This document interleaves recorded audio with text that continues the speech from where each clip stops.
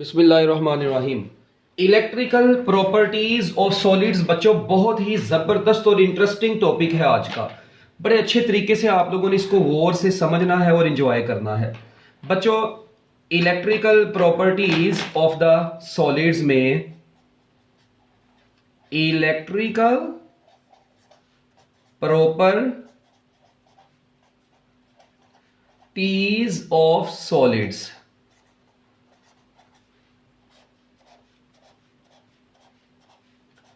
बच्चों, सॉलिड्स की electrical properties को हम लोग कैसे एक्सप्लेन करेंगे वो आज के इस ब्यूटीफुल लेक्चर में मैं आप लोगों को बताने जा रहा हूं।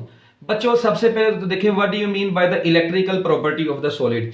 एबिलिटी ऑफ अ सॉलिड, हम लोग कहते हैं जी एबिलिटी ऑफ अ सॉलिड, किसी भी सॉलिड की वो ability of a solid to conduct electricity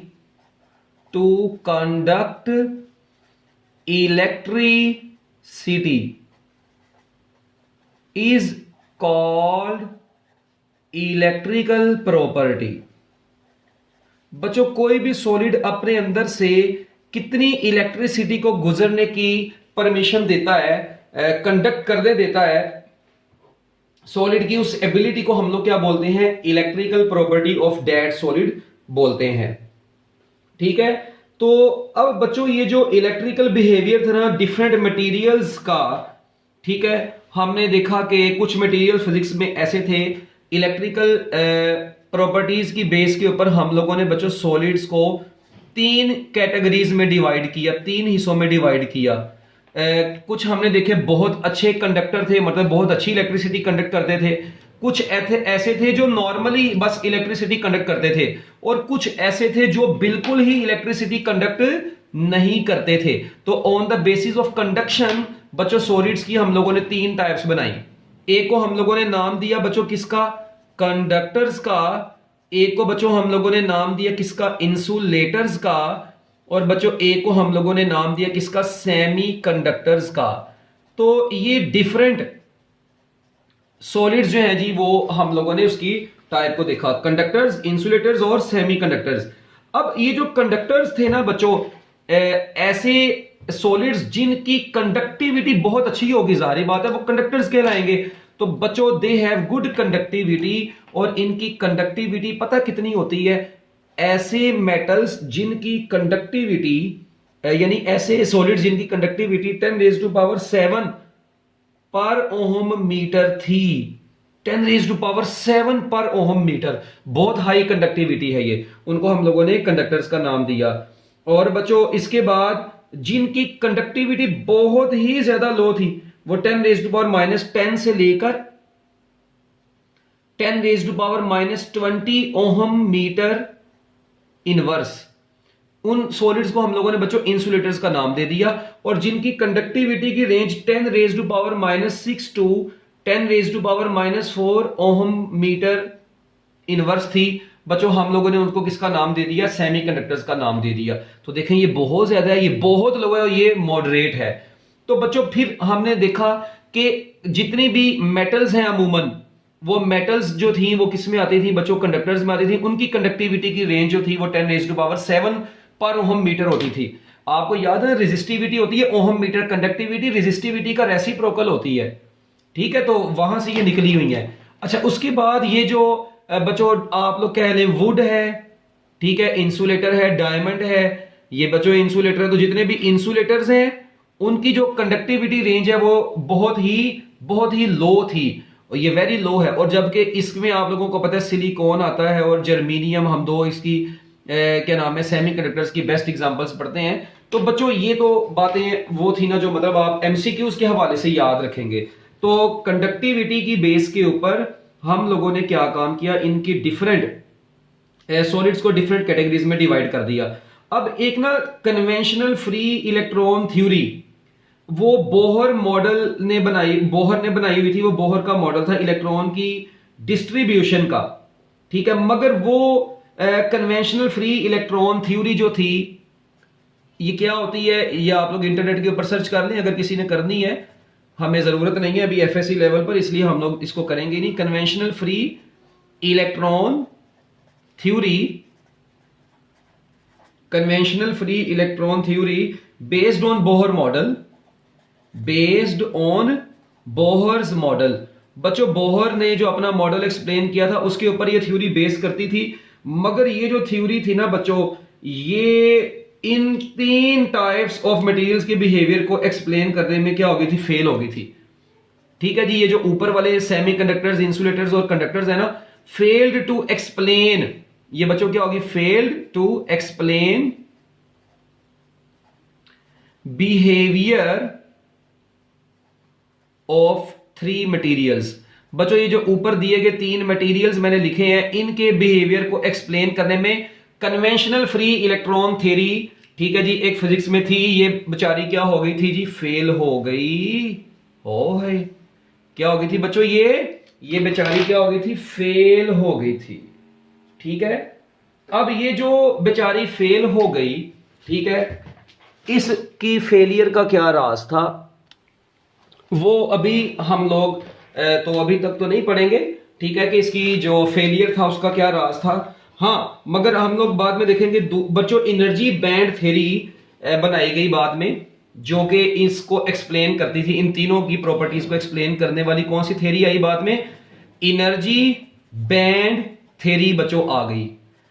और ये थ्योरी जो थी एनर्जी बैंड थ्योरी बच्चों, ये बेस्ड थी किसके ऊपर, based on wave mechanical model, wave mechanical model. बच्चों ये बीएससी लेवल पर जो है ना, आगे जाके सारी थ्योरीज हैं, हम लोगों ने जस्ट इसको एमसीक्यूज की बेस पर याद रखना है। बच्चों ये क्या काम करती है, it explains behaviour of conductors,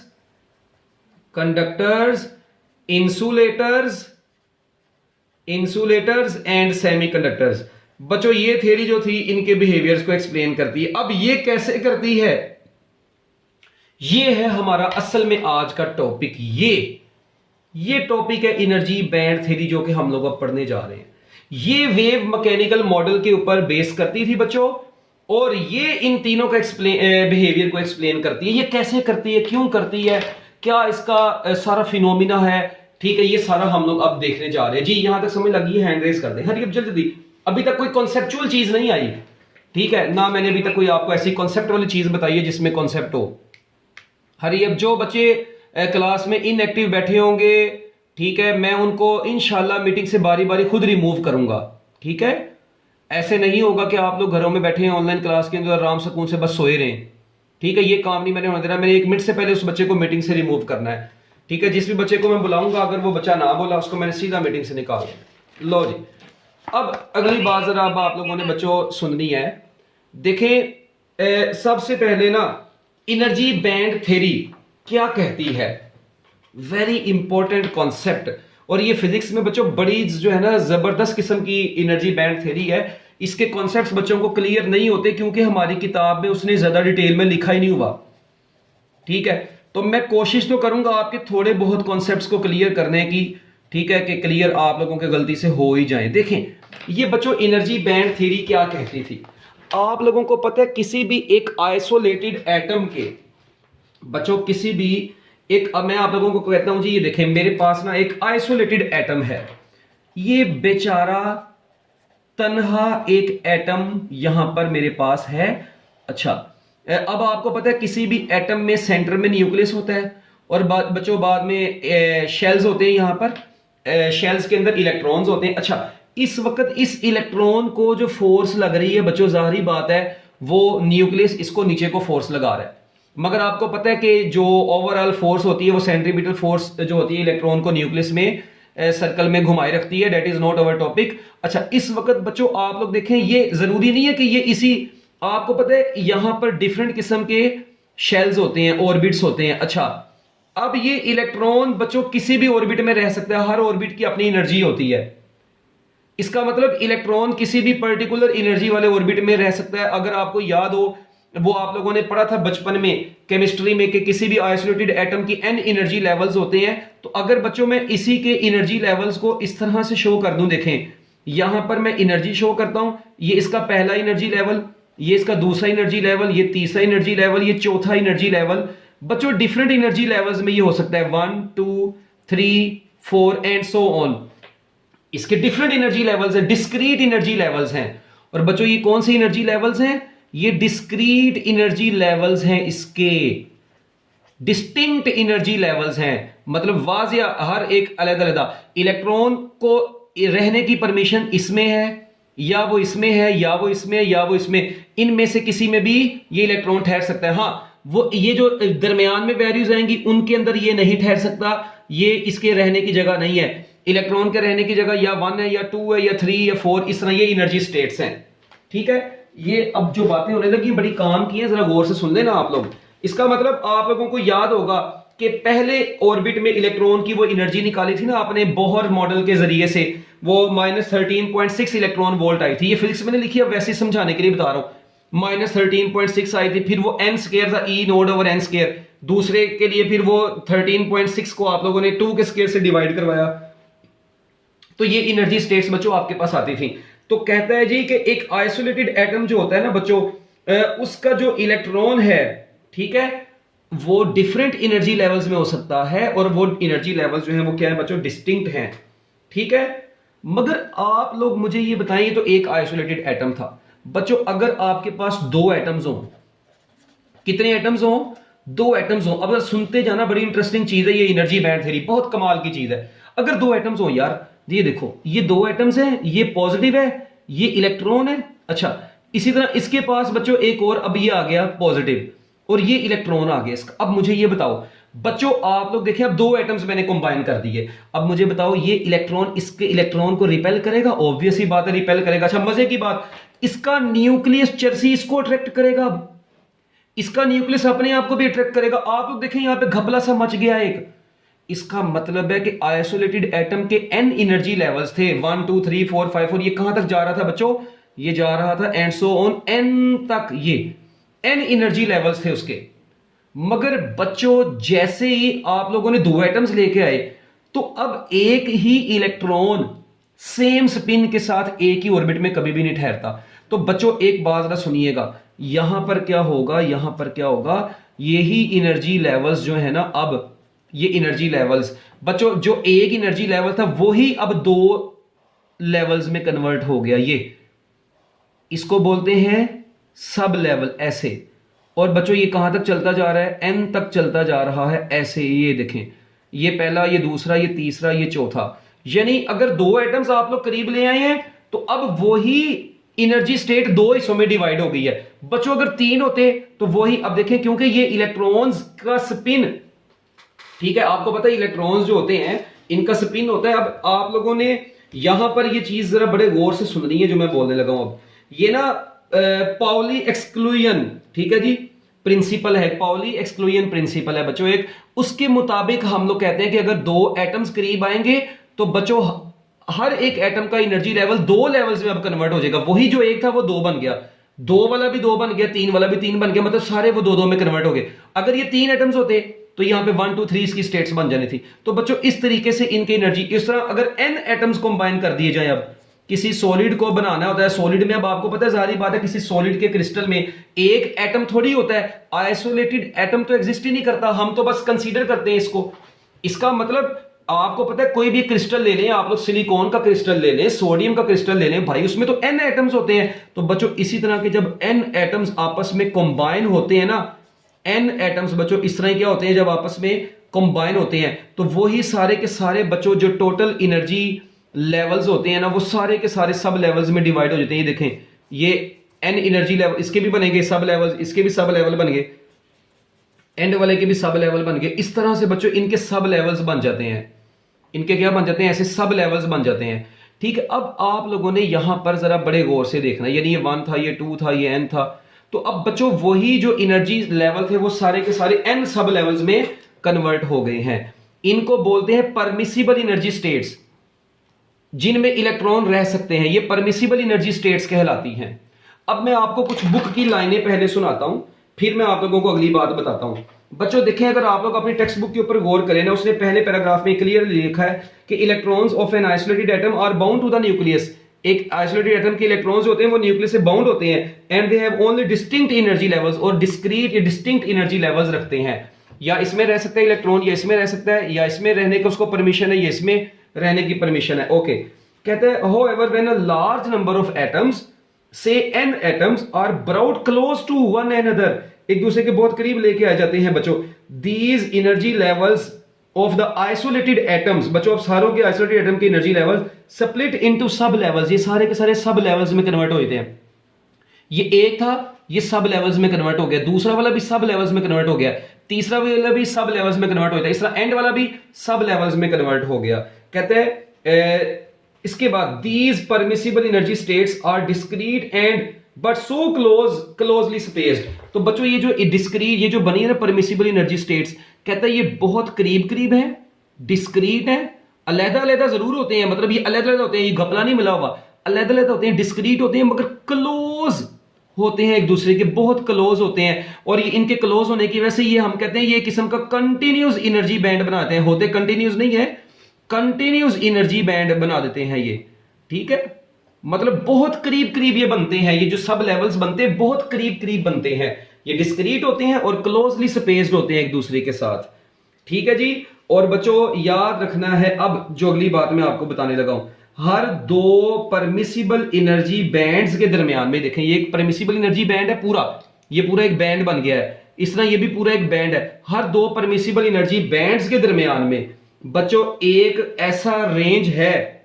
ठीक है जी, in between two consecutive permissible energy bands there is a range of energy states which can not be occupied by the electrons. देखें इसके दरमियान में ऐसी जगह है जहां पे कोई भी इलेक्ट्रॉन नहीं ऑक्युपाई कर सकता, these are called forbidden energy states, और जिनमें कोई इलेक्ट्रॉन नहीं ठहरता बच्चों उनको हम लोग बोलते हैं फॉरबिडन एनर्जी स्टेट्स। उनको हम लोगों ने क्या नाम दिया फिर, फॉरबिडन एनर्जी स्टेट्स का नाम दिया बच्चों, किसका नाम दिया, फॉरबिडन एनर्जी स्टेट्स का हम लोगों ने इसको नाम दे दिया, और इनकी रेंज को फॉरबिडन एनर्जी गैप बोलते हैं, और जो ये रेंज होती है इनकी, इसको हम लोग क्या बोल देते हैं, फॉरबिडन एनर्जी गैप बोलते हैं। ठीक हो गया जी, यहां तक अगर आपको बातें समझ में आ गई तो हैंड रेज कर दें। ये भी मैंने आपको सिर्फ इसका पहला पैराग्राफ बताया है, कौन सा पैराग्राफ बताया, पहला पैराग्राफ। अच्छा चलो मैं आप लोगों को एक और थोड़ी सी यहां पर काम की बात भी बता देता हूं, देखना अब जरा सुनना गौर से बच्चों। अगर मैं आप लोगों को कहता हूं जी कि ये देखें ये आपके पास ना ये भी एक सॉलिड है, ठीक है, जरा गौर से सुनना, बड़ी इंटरेस्टिंग चीज बताने लगा हूं। ये देखें आपने ना सपोज करें आपके पास ये थी पहली वाली एनर्जी स्टेट, ये थी दूसरी वाली एनर्जी स्टेट, ये थी तीसरी वाली एनर्जी स्टेट। अच्छा मैं तीन स्टेट्स को शो करता हूं, ये आइसोलेटेड एटम की थी, ये किसकी थी बच्चों, एक आइसोलेटेड एटम की थी। अच्छा उसके बाद आप लोगों ने क्या काम किया, आप लोगों ने दो एटम्स लेकर आए, दो एटम्स लेके आए, तो यही लेवल सब लेवल्स में कन्वर्ट हो गया। मैं समरी बता रहा हूं जो अभी तक मैंने आपको बताया, यही लेवल एक एनर्जी लेवल दो सब लेवल्स में डिवाइड हो गया बच्चों, ये दो एटम्स की बात होगी। अच्छा अगर ये एटम्स इसी तरह बच्चों कितने होंगे, अब सपोज करें मैं आप लोगों को कहता हूं जी ये एटम्स अब तीन है, तो बच्चों यही एक दो तीन, एक दो तीन, एक दो तीन, ये बन गए एनर्जी लेवल्स, ये तीन एटम्स हो गए। ठीक हो गया जी, मैंने मान लिया ये कितने एटम्स हो गए, ये 3 एटम्स हो गए, ठीक है। अच्छा इसी तरह बच्चों अगर n एटम्स होंगे आपके पास, कितने एटम्स होंगे, n एटम्स होंगे, तो बच्चों यही सारे के सारे n लेवल्स में कन्वर्ट होंगे, ये n लेवल्स में कन्वर्ट हो गया, ये अपने n लेवल्स में कन्वर्ट हो गया। अच्छा अब मेरी बात सुने, ये n एटम्स आपके पास कंबाइन हो गए, जब आए तब आपके पास ये आए, इनको हम लोगों ने क्या नाम दिया जी बताएं बच्चों, इनको हम लोगों ने नाम दिया परमिसिबल एनर्जी स्टेट्स। इनको हम लोगों ने क्या नाम दिया, परमिसिबल एनर्जी स्टेट्स, जहां पे अब इलेक्ट्रॉन ठहर सकता है, उसको परमिशन मिल सकती है, इस दरमियान में नहीं ठहर सकता, इसको हम लोग फॉरबिडन एनर्जी गैप बोलते हैं, जिनमें ठहर सकता है। अच्छा अब मेरी एक बात जरा सुनो, अब आप लोग बच्चों ये बात याद रखिएगा कि किसी भी एटम में n एटम्स है ना, अब देखें ये आप देखें आउटर मोस्ट शेल में इलेक्ट्रॉन्स होते हैं, ये अब जब बच्चों क्या जो याद रखिएगा, जो आउटर मोस्ट शेल में इलेक्ट्रॉन्स होते हैं ना, वो ही बेसिकली कंडक्शन का सबब बनते हैं। अंदर वाले जो इलेक्ट्रॉन्स होते हैं ना, उन वो भी मतलब देखिए, अगर मैं कहता हूं ये देखें मेरे पास एक और न्यूक्लियस है, ऐसे मैं इनको करीब लेकर आया हूं, ठीक है, तो जो बाहर वाले ज्यादा इलेक्ट्रॉन्स होते हैं ना बच्चों, ये वाले, ये असल में ज्यादा मेन हिस्सा, मेन किरदार ये अदा करते हैं। ये तो बेचारे न्यूक्लियस के करीब है, वो तो थोड़े बाउंड है, हिस्सा उनका भी होता है, मगर हम लोग सिर्फ आउटर इलेक्ट्रॉन्स को डिस्कस कर रहे हैं। तो इसका मतलब जो अंदर वाले हैं, ठीक है, जिनके इलेक्ट्रॉन्स पूरे हैं ऑलरेडी बच्चों, वो तो कंडक्शन में हिस्सा नहीं ले रहे। मेजर ये चीज है, इन्हीं को, यही तो इलेक्ट्रॉन्स की एनर्जी जो है वो डिफरेंट स्टेट्स के अंदर है। अच्छा, अब जरा एक बात सुननी है आप लोगों ने बच्चों, हम लोगों ने क्या काम किया।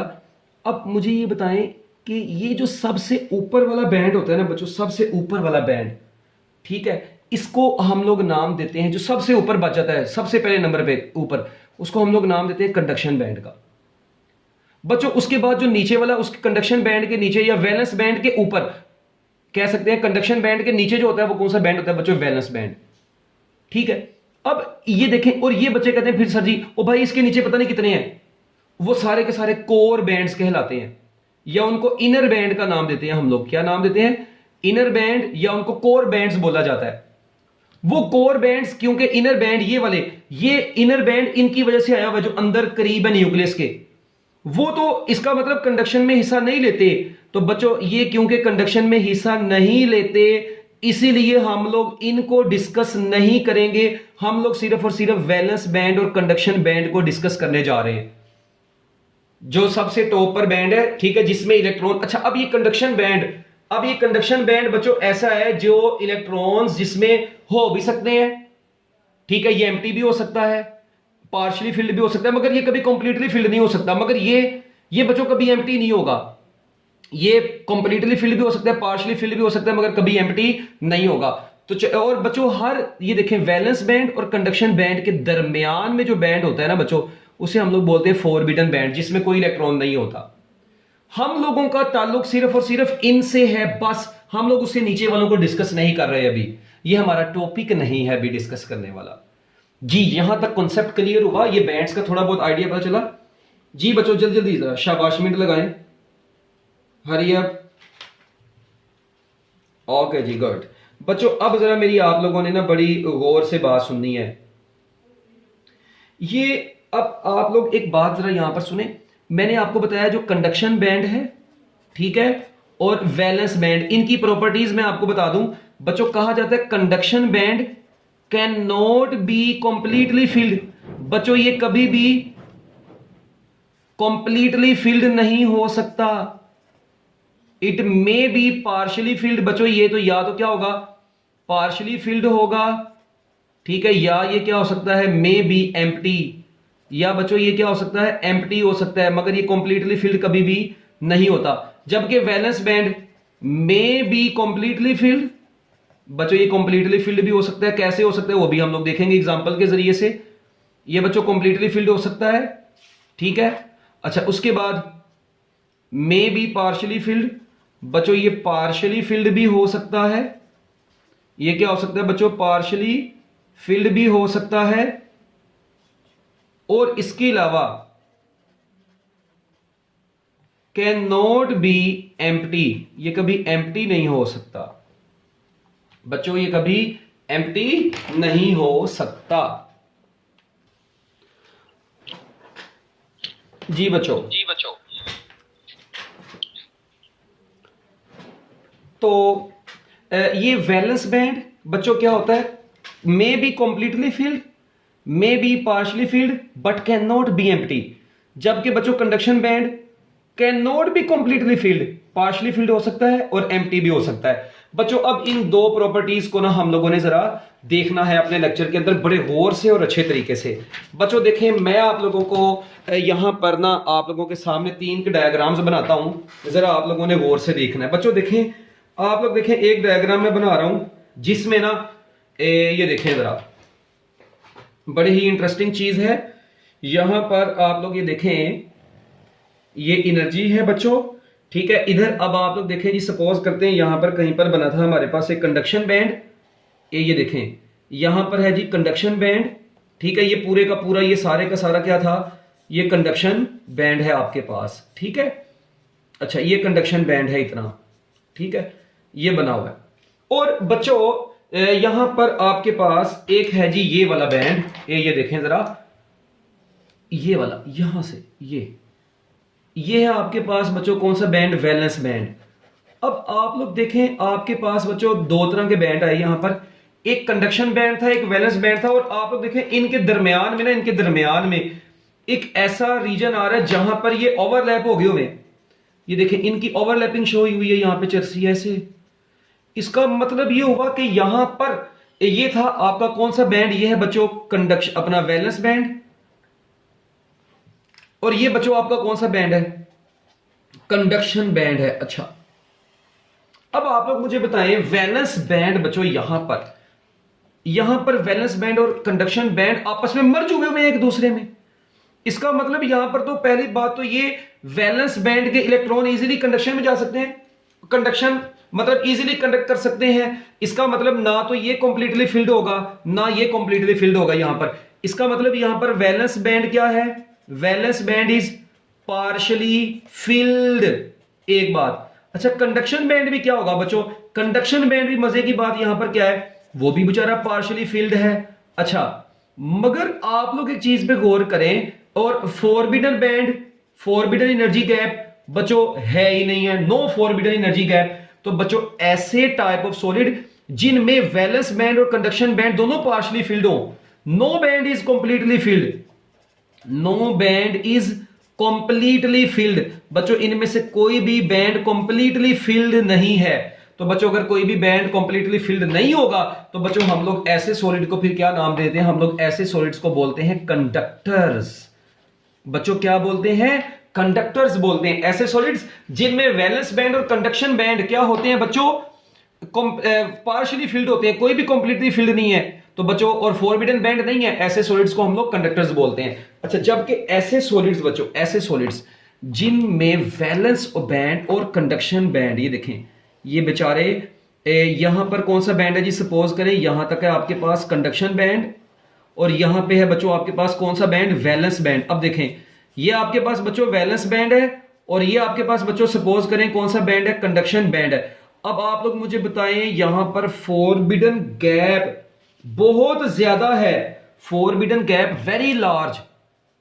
बच्चों यहां पर फॉरबिडन गैप क्या है, बहुत ज्यादा है। तो ऐसे सॉलिड्स जिनमें फॉरबिडन गैप बहुत लार्ज हो, लार्ज फॉरबिडन बैंड है, ठीक है, और वैलेंस का एक भी इलेक्ट्रॉन कंडक्शन में नहीं जा सकता।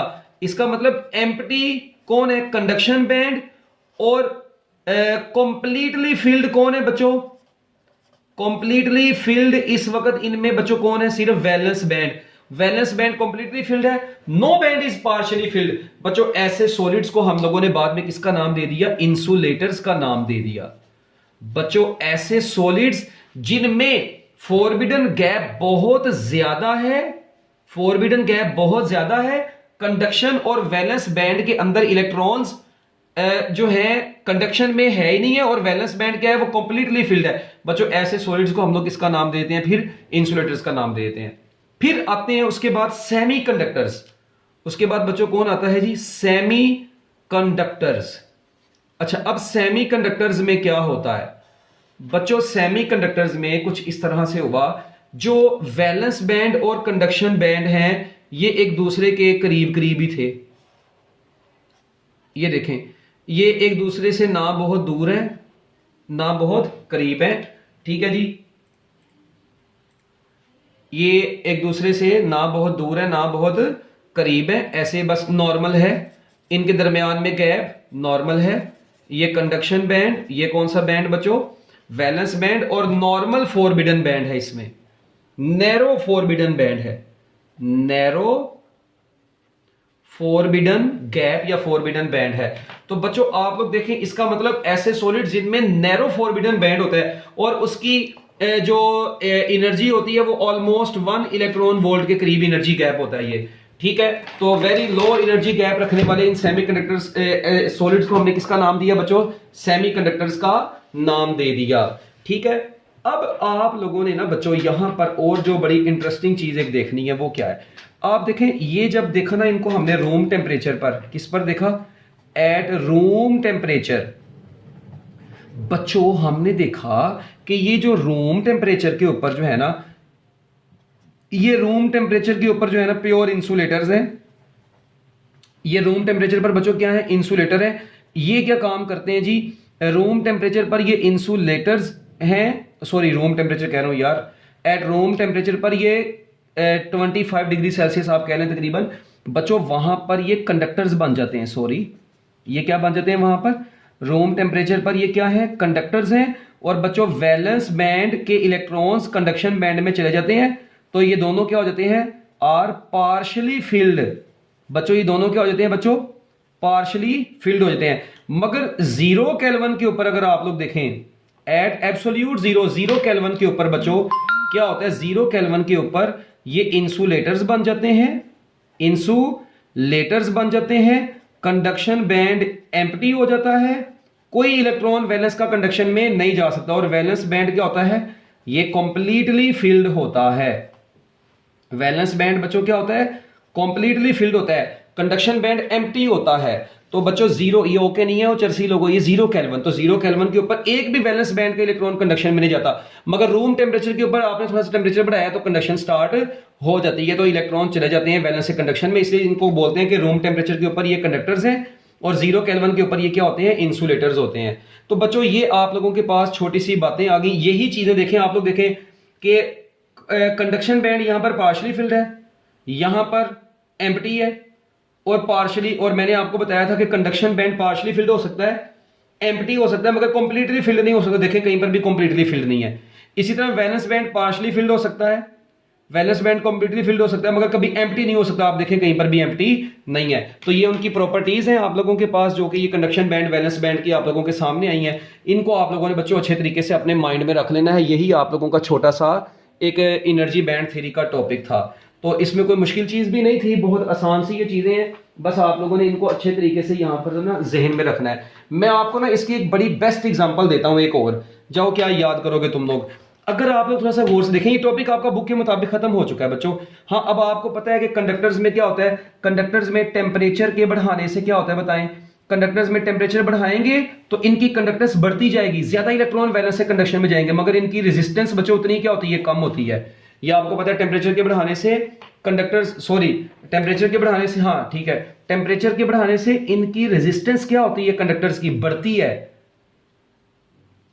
ऐसे ही है बच्चों। तो आप लोग यहां पर ये जहन में रखें, देखें दोबारा जरा सुन लें मेरी बात। और भाई टेम्परेचर बढ़ाओगे, वैलेंस बैंड के इलेक्ट्रॉन ज्यादा कंडक्शन बैंड में जाएंगे ना, ठीक है, तो इनकी कंडक्टेंस क्या होती जाएगी, बढ़ती जाएगी। ज्यादा इलेक्ट्रॉन्स वैलेंस से कहां पर जाएंगे, कंडक्शन में जाएंगे। तो खैर अभी हम लोग इसके टेम्परेचर को यहां पर डिस्कस नहीं कर रहे। वैसे आपको पता है टेम्परेचर के बढ़ाने से रेजिस्टेंस क्या होती है, कंडक्टर्स में बढ़ती है। कंडक्टर्स में टेम्परेचर के बढ़ाने से रेजिस्टेंस बढ़ती है, इनकी कंडक्शन कम हो जाती है, ठीक है। अच्छा, और इंसुलेटर्स के अंदर तो आपको पता है कि इस तरह का कोई लेना देना ही नहीं है। तो बच्चों ये देखें, ठीक है, टेम्परेचर इनका बढ़ाया, टेम्परेचर बढ़ाने से क्या होगा बच्चों बताएं, कंडक्टर्स हैं, टेम्परेचर बढ़ाएंगे तो बच्चों क्या होगा, इनकी रेजिस्टेंस बढ़ेगी, इलेक्ट्रॉन्स की हिंड्रेंस जो है उनकी रेजिस्टेंस ओवरऑल बढ़ना शुरू हो जाएगी, तो इनकी कंडक्टेंस उतनी क्या हो जाएगी, कम हो जाएगी। तो कंडक्टेंस डिक्रीज कर जाएगी, रेजिस्टेंस क्या करेगी, इंक्रीज करेगी टेम्परेचर के इंक्रीज करने से। जबकि इंसुलेटर्स में आपको पता है बच्चों, टेम्परेचर अगर बढ़ाएंगे ना आप लोग, तो पहली बात ये कि बहुत हाई टेम्परेचर के ऊपर जाके कहीं पर कंडक्शन हो सकती है। वैसे तो आपको पता है इंसुलेटर्स के अंदर यूजुअली कंडक्शन होती ही नहीं है, ठीक है। तो आप लोगों ने बच्चों एक बात और जरा बड़े जहन नशीन कर लेनी है जरा, और सेमीकंडक्टर्स आप लोगों को पता है वही बात पुराने वाली, कि सेमीकंडक्टर्स में आप लोगों को पता है टेम्परेचर के बढ़ाने से कंडक्टेंस बढ़ती है और रेजिस्टेंस क्या होती है, डिक्रीज करती है, ठीक है। सेमीकंडक्टर्स में टेम्परेचर के बढ़ाने से कंडक्टेंस बढ़ती है और रेजिस्टेंस डिक्रीज करती है। तो खैर ये तो बातें भी देखते हैं, मगर अच्छा मैं अब आप लोगों को ना ये कंडक्शन बैंड वैलेंस बैंड की एक और बड़ी अच्छी सी एग्जांपल देता हूं, ठीक है, जरा गौर से देखना। देखो आप लोगों को पता है, आप लोगों ने खत्म हो गया आपकी टेक्स्ट बुक से, सोडियम है ना, सोडियम आपको पता है जी, इसका जो एटॉमिक नंबर है वो 11 है। आप लोग चुप करके यार इसकी ना इलेक्ट्रॉनिक कन्फिगरेशन लिख लो पहले। आपको पता है इसकी इलेक्ट्रॉनिक कन्फिगरेशन 1s2 2s2, ठीक है, फिर 2p6 और उसके बाद आ जाएगा 3s1। इसका मतलब ये हुआ कि अगर मैं बच्चों यहां पर इसकी बात करता हूं, देखिए ये अगर अकेला एक आइसोलेटेड एटम की बात करूं, अगर मैं इसके सिर्फ अगर एक आइसोलेटेड एटम की बात करूं, ठीक है जी, ये आइसोलेटेड एटम ऑफ आपके पास क्या पड़ा हुआ है जी, सोडियम। सोडियम का एक आइसोलेटेड एटम था बेचारा आपके पास। अच्छा, इसके आपने देखा कि कितने आए जी, पहला आया 1s, दूसरा कितना आया आपके पास बच्चों 2s आया ऑर्बिट, उसके बाद बच्चों आपके पास क्या आया जी 2p, उसके बाद बच्चों आप लोगों के पास क्या आया जी 3s आया। ठीक है, अब आप लोग देखें ये इसके डिस्टिंक्ट एनर्जी लेवल्स आप लोगों के सामने आए, मगर रियलिटी में जब भी सोडियम का आपके पास क्रिस्टल होगा बच्चों, क्या उसमें ये एक होगा? नहीं। अगर आप लोग इसी आइसोलेटेड एटम से क्या बनाने जा रहे हैं, अगर बच्चों आप लोग इसी को अब क्या बनाएंगे, क्रिस्टल बनाएंगे, तो आपको पता है यही एनर्जी लेवल किसमें डिवाइड हो जाना है, सब लेवल्स में डिवाइड हो जाना है बच्चों। यही एनर्जी लेवल्स किसमें डिवाइड हो जाने, सब लेवल्स में डिवाइड हो जाने हैं। तो अब आप लोग जरा गौर से एक बात को सुनना, इसका मतलब ये हुआ, इसका मतलब बच्चों क्या होगा, इसका मतलब ये होगा कि देखें यही एनर्जी लेवल्स ऐसे अब किसमें डिवाइड हो जाएंगे, आगे से सब लेवल में डिवाइड हो जाते हैं, ऐसे ऐसे। ये इसकी अपनी एनर्जी स्टेट्स ऐसे बन जाएंगी, ये सब लेवल में डिवाइड हो गया। अगर सोडियम के एन एटम्स को आप लोग आपस में करीब लेकर आएंगे, ये ऐसे डिवाइड हो गया बच्चों। इसी तरह अब इसने भी डिवाइड हो जाना है ऐसे, ये भी बच्चों अपने सब लेवल्स में डिवाइड हो गया। ठीक है, अच्छा उसके बाद अब आप लोग देखें इस तरह ये भी अपने सब लेवल्स में डिवाइड हुआ। ठीक है, ऐसे ये अपने सब लेवल्स में डिवाइड हुआ। और बच्चों पहला वाला जो है वो आप लोग कहने के मतलब ये क्या नाम है, ऐसे ये तो मतलब बिल्कुल ही जो सबसे न्यूक्लियस से करीब होगा, आपको पता है वो तो बेचारा वैसे ही बिल्कुल हिस्सा नहीं लेगा ना, उसके ऊपर तो कोई इफेक्ट इतना ज्यादा नहीं होगा, तो इसलिए उसको आप लोग ऑलमोस्ट स्ट्रेट बना दें। अभी बताने का मकसद ये है कि जब आपने इसको क्रिस्टल बनाया, तो क्रिस्टल जब इसको बनाया तो बच्चों यही लेवल सारे के सारे किस में कन्वर्ट हो गए, एन लेवल्स में कन्वर्ट हो गए।